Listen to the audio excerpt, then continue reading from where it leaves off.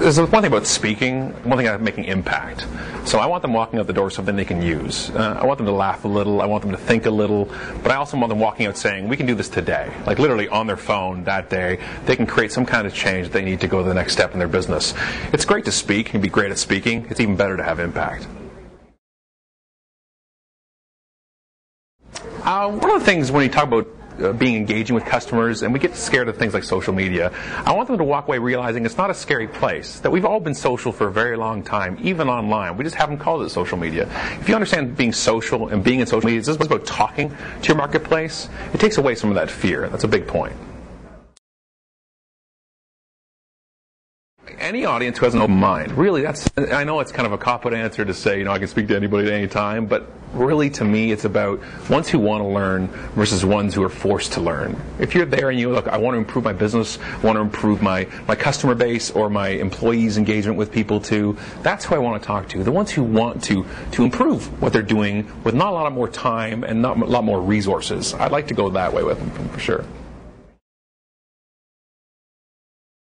Well, being on the other side of the table for so long about booking speakers, which I used to book 10, 15 years ago, I realized that customization to a lot of speakers was, let's change the title slide, right, to their name and maybe a logo in there.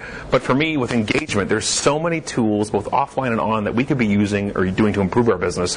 I have no choice but to customize, because there's so much content. I have to take the relevant industry examples, some outside of industry, and really what that audience needs to hear. Leaders, customer service, sales, all different needs, all different issues with them. So we have to customize it, because there's so much content out there. I should give you a story of an event that happened in Las Vegas. It was 1,500 insurance reps, 8 o'clock in the morning in Vegas, the day after, before the Final Four last year, and they had a tailgate party then, so I had to wake them up at 8 in the morning.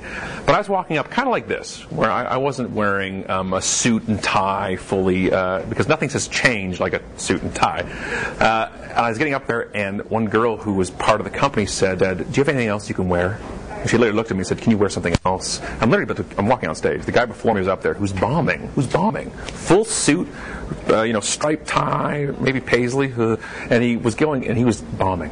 Right? And I looked at her, and I looked at him, I looked at her, and I looked at him and said, trust me, nobody's going to walk out of my talk and say, that was great, but I wish you wore a tie. And she's like, okay, whatever. I walk on stage, and the guy before hands me his microphone. He thinks I'm the sound guy.